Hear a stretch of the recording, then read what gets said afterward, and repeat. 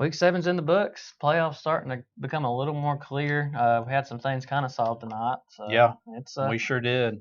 it's gonna be interesting to see how it all shapes up. But we got Etowah and Alexandria looks to be for the region championship next week after both teams winning tonight.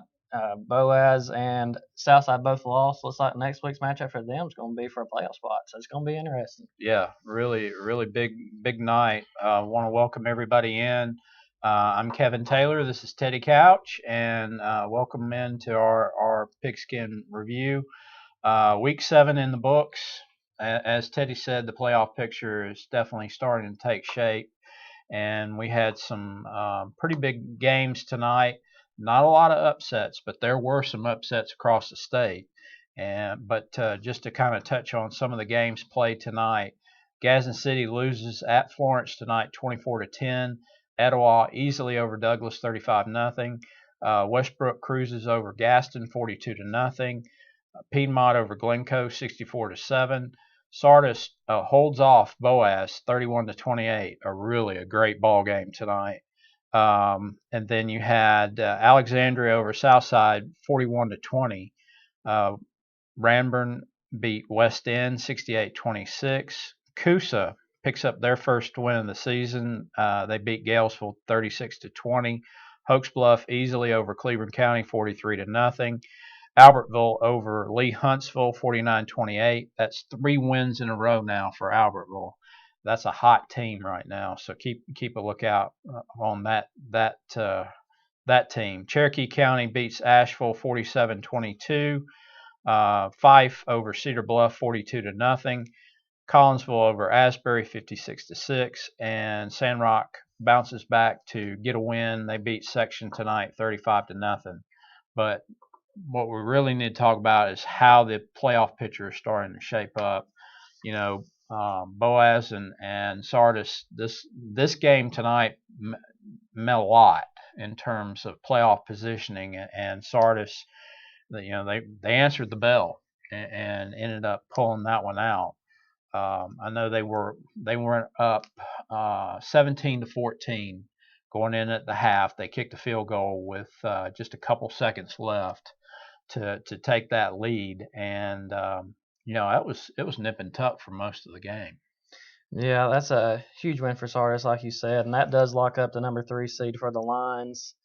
So we know the top 3 spots for 5A Region 6. You got Etowah, Alexandria. We're not sure the order of that. Next week's matchup will Yeah, be for that region championship. yeah, And then you have Sardis definitely at 3.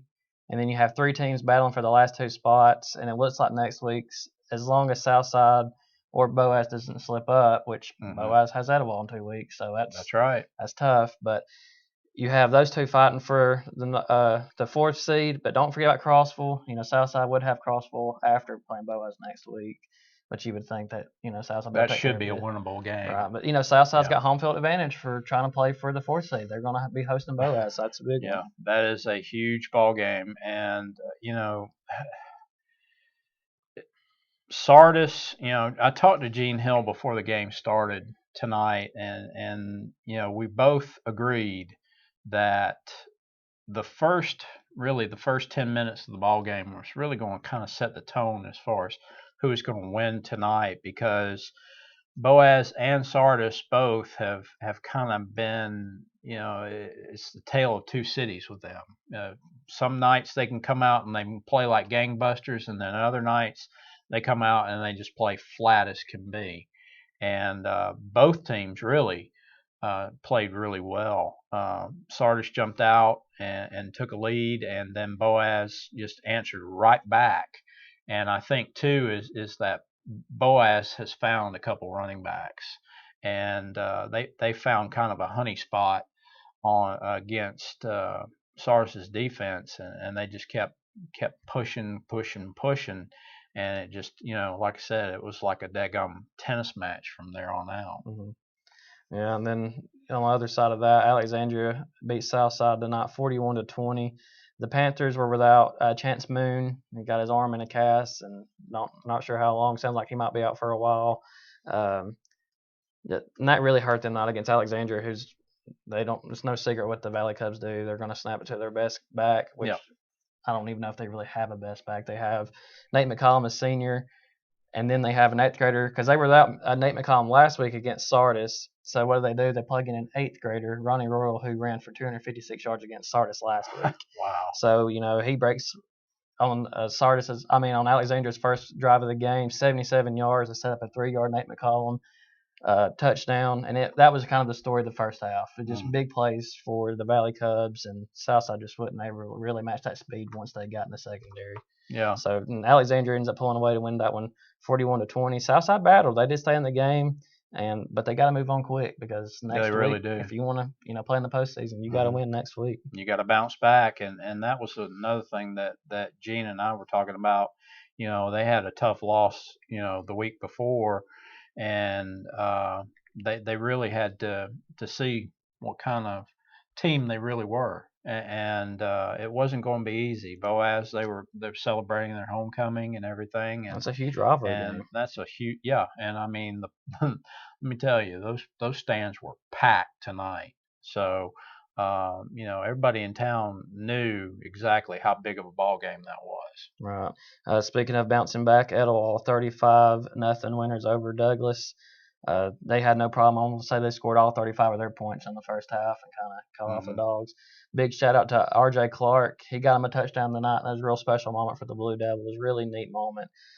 There's a video floating around on Facebook of it, and hopefully, if you haven't seen that yet, get to see it here in a bit. But really, really cool moment to see R.J. get him a touchdown tonight.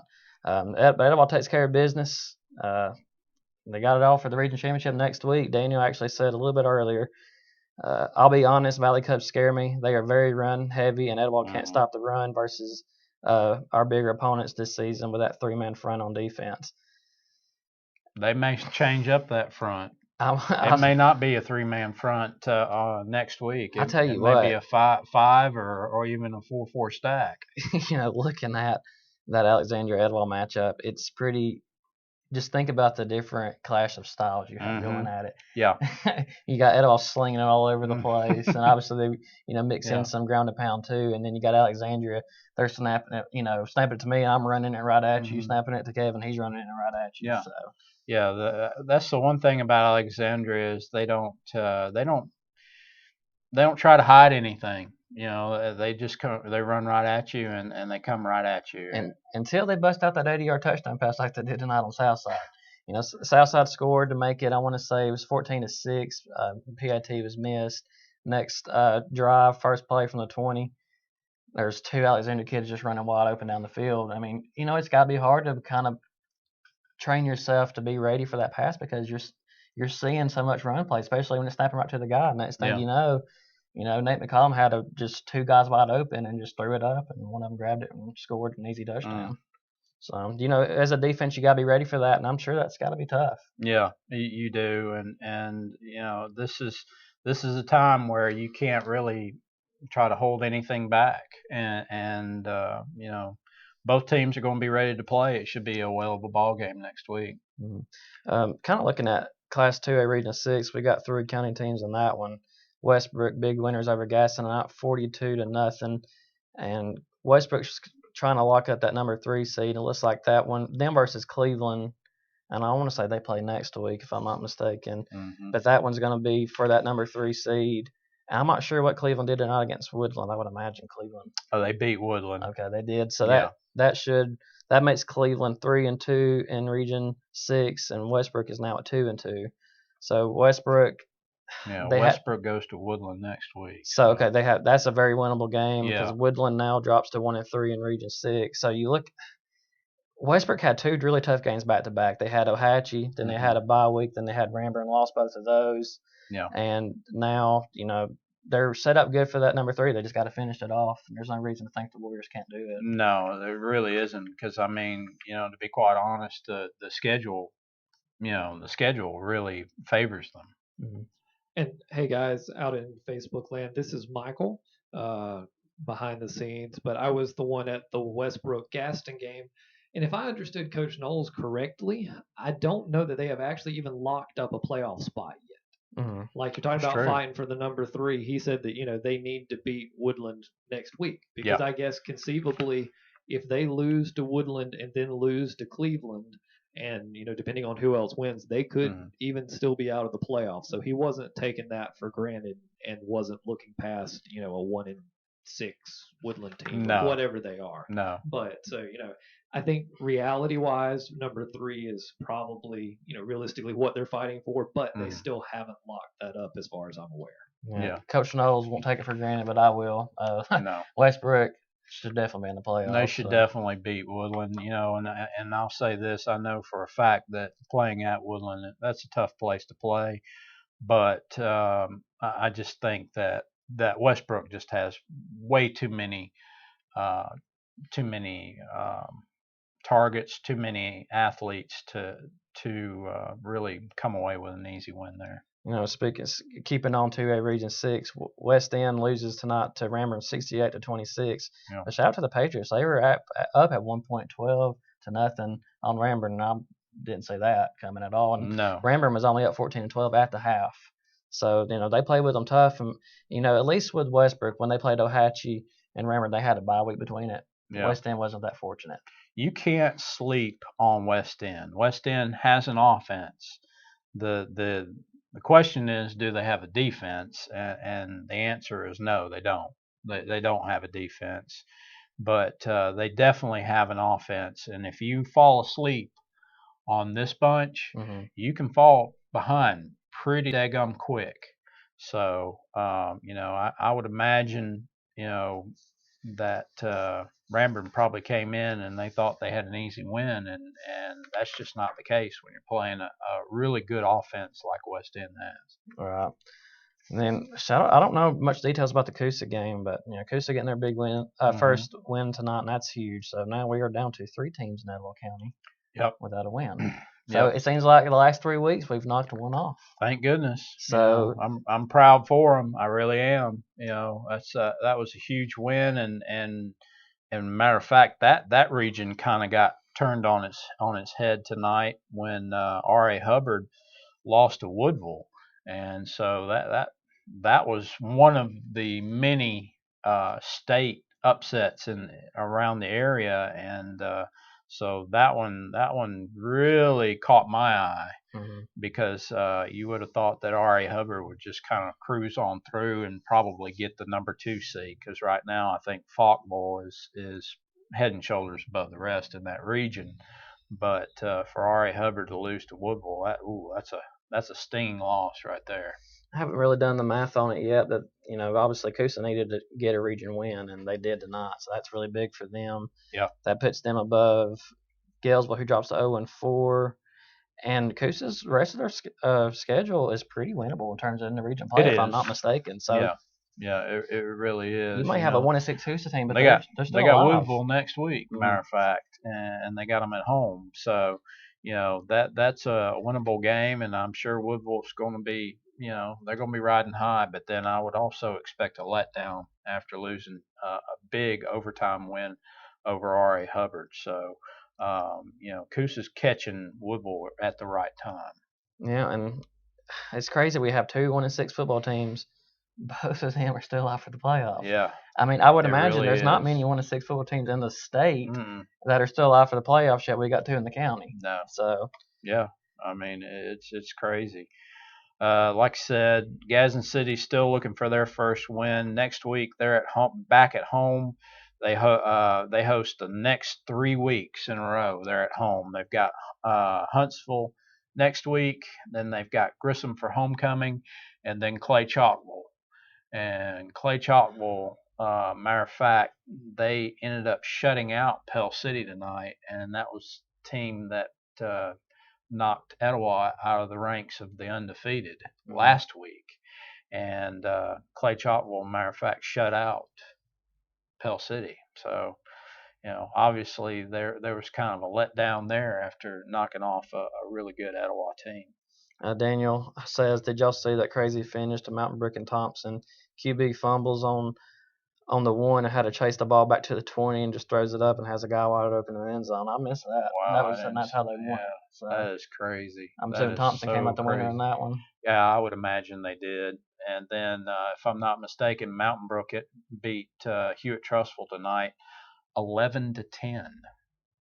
Oh my goodness. Yeah, that's a crazy score. In that region yeah. where you got teams hanging up 40 regularly, it seems like, and then all of a sudden 11-10. 11-10. Yeah, I My guess they goodness must have got a gracious. walk off. I don't know. So I don't know. And then we had let's see, just a few other scores that kind of stood out as far as I'm concerned. Hoax Bluff, a big win over Heflin tonight, 43-0. That's a win that they needed in their back pocket. That keeps them in the run for a playoff spot, and they got a toughie next week. I don't care who you are, but Cherokee County is and Hoax Bluff. That's always a great matchup. Kind of looking through this now for Hoax Bluff. Heading into this week, the Eagles were sitting at the 4th seed.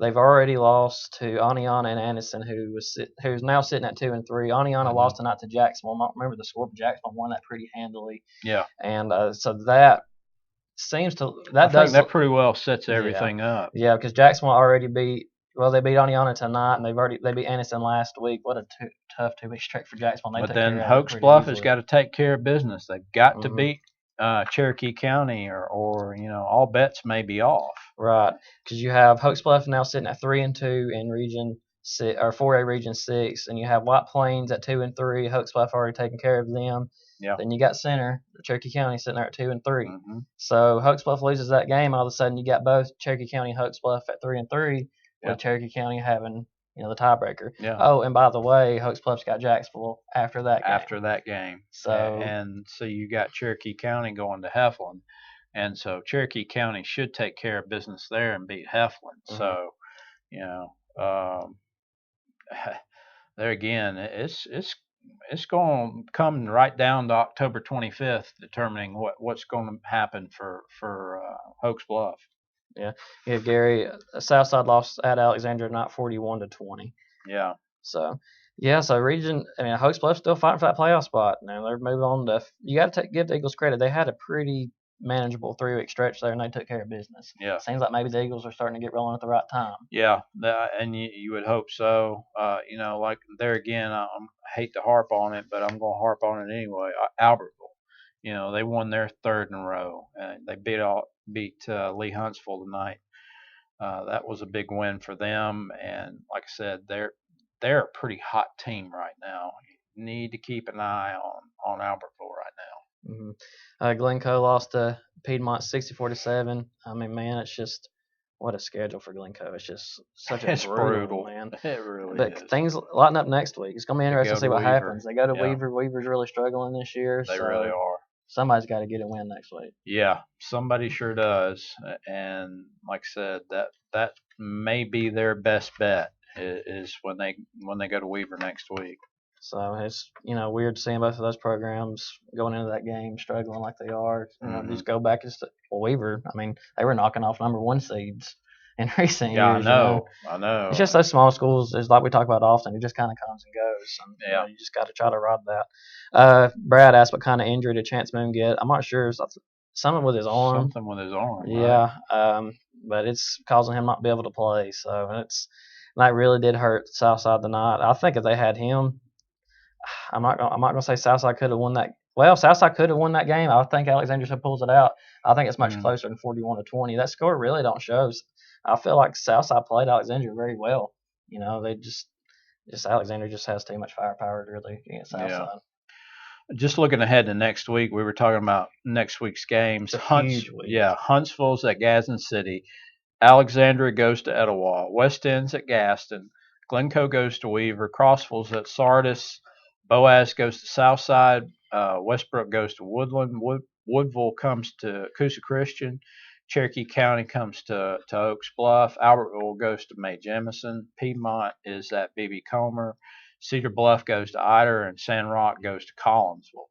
It's just that whole week. I mean, just take your pick. There's some great ball games. Every game here, even the teams that are struggling this year, I mean, it has something riding. Yeah. Look at Gadsden City. You got hosting a Huntsville team is a winnable game for the Titans. Very. Obviously, they want to, Mhm. they want to get a win. Yeah. You got Etowah playing for the region championship against Alexandria. Gadsden and West End, one of those teams will get their first region win. Yep. Glencoe Weaver, same thing with them. Sardis cannot slip up against Crossville. No. They shouldn't, but you can't afford to. You can't overlook them. You can't overlook them. Mhm. You got Boaz Southside. You got a playoff spot on the line. Yep. You got to win that game. You better come to win. Westbrook against Woodland, kind of the same thing as Sardis. You can't overlook Woodland. You got to win Mhm. that game to keep what you want alive. Yeah. And Coosa Christian, if you want to stay in the playoff hunt, you got to beat Woodville. And Woodville's going to be down. I'm telling you, there's going to be a letdown after that win tonight. So, like I said, Coosa's hitting them at the right time. And then you got Hokes Bluff still trying to stay alive for the playoffs. I mean, that is just a big, massive week. Probably the biggest one of the season, I would say. It is tremendous. It's tremendous. So, I mean, if you guys are looking for a game next Friday to go see, I mean, just take your pick. I mean, there's some great games to go see just within Etowah County alone. And I would highly encourage you to do so. I mean, the weather's great. It was a nice, not super cool night, but I mean, it was a lot cooler than than what we've seen the last 7 weeks. For sure. I mean, it's been brutal. So I'm just looking at, and honestly, if I wasn't working, I was just going to a game just to enjoy a game. I don't even know where I would go. I don't either. Cherokee County at Hokes Bluff is massive. Alexandria at Etowah, and then you got Boaz at Southside. I mean, that's just a really good week. Because I have not. I've heard so much about this rivalry. I really, if it was left up to me, I think I'd have to go to the Hokes Bluff Center game because I just keep hearing over and over and over. It just throw out the record books. It's kind of like Auburn versus Alabama. Throw the record books out because it's going to be a war. Yeah, and it's not just football and in baseball. It's a big rivalry. And it's in all sports. All sports. And it seems that it's really developed over the past few years or so, even more so into an intense rivalry. So yeah, you're right. It's kind of fun to see. It's just right now, the Glencoe struggling. That Hokes Bluff Glencoe, it's still a big deal, but it's a little one-sided right now. Yeah. So I would say for Hokes Bluff, those players, I would feel comfortable saying they would agree that they probably feel Center's their biggest rival right now. Yeah. Well, at this point, that's the way they need to look at it. You got that right. Yeah. One game at a time, 1 week at a time. So yeah, it's just gonna be interesting to see. Like I said, even with the teams that are not playing as well, like Gadsden City. I mean, do you think they break through against Huntsville? It's possible. Huntsville's just been so up and down, and I think more so down than up. But Gadsden City just needs something good to happen. They really do. They need something good to happen, and that something good has got to be a win. They've got to get a win, and because I quite honestly can't see Gadsden City going 0 for 10. It's just it's inconceivable. Yeah, it really is. You got 2 games coming up with them. You got Huntsville next week, and then you got Grissom. And that's the thing with Gadsden City too. They played so many games on the road, and Gadsden City's not traveling 10 minutes down the road. No. Gadsden City's traveling an hour and a half at the shortest. I mean, what they went to Florence tonight. Now, what is that? A 2.5? 2.5 hour drive. I mean, that's tough, man. And, that's nuts. So they get to finish out the season at home after playing their first 5 of 7 on the road. Yeah. So, Gadsden City, hopefully they can get them a win. I know that it's been tough for them this year. But, they've been competitive. Lost to Austin 17-6, lost to Bob Jones 24-20 in the game they had a chance to win. Tonight they were tied with Florence 3-3 at the half, lost 24-10. So, I mean, they've been in ball games. They're still fighting. And that's what's the most important thing, I think, is, the kids aren't giving up. They're still fighting until the final whistle. Yeah, and I think Gadsden City's doing the same thing. They just got to keep plugging. Yeah. Keep believing, and like I said, at this point, win every down. Just do it one down at a time. Don't worry about a series. Don't worry about anything else. Just win one down at a time. Elizabeth asked what are the best rivalries in the area. Oh, Etowah Southside's a biggie. Gadsden City, Etowah's, is kind of back into seen this year or the last Yeah. two. I really hope they continue doing that game. Yeah. Hoax Bluff, South. I mean, it's a lot of South Side here. Hoax Bluff, South Side. Hoax Bluff, Glencoe's still big. Yeah. You got a lot. I mean, that's what's Yeah. fun about this. I You mean, get to see a lot of teams. Albertville, and Gunnersville. That's a pretty big rivalry. Mhm. And then, of course, here lately, even because now that they're part of the region, Boaz and Sardis. Yeah. I mean, they're just literally just less than a few minutes away from each other. So I mean that's automatic. If I'm right not there. mistaken, I was told this week that there is two stepbrothers, and one of them plays for Boaz, the other one plays for Sardis. Wow. So, I can believe that. I can that's believe that. just, We'd have to research that one, find out on that one. so that's just kind of what you're looking at with that game. And Yeah. there's just so many good ones. Yeah. Forrest asked about the Cherokee County game. What was the score on that one? Let's see. Cherokee County beat Asheville 47-22. 47-22. Yeah. That's a big one for them. Like we said, that keeps that Hoax Bluff Center game Yep. huge for next week. That's going to be for practically a playoff spot. Hoax Bluff's Yeah. got a tough way to end the schedule. Fortunately, I've had a couple of manageable weeks, so maybe the Eagles can keep it rolling. We'll see. We'll see. Well, folks, we have put a cap on week 7. We're going to look ahead to week 8. Like I said, next week, Huge week. Great games. Huge week for a number of our teams in terms of playoff positioning, whether they get in, whether they get out, whether some get into the win column or not. So there's plenty of great storylines coming into next week. And speaking of storylines, check out our game stories, our photo galleries. They're all at thegadsdentimes.com. Be sure to go online. A number of the galleries I know are already online as we speak. So go check it out. And we really appreciate your time. Our time is up. We thank you for yours.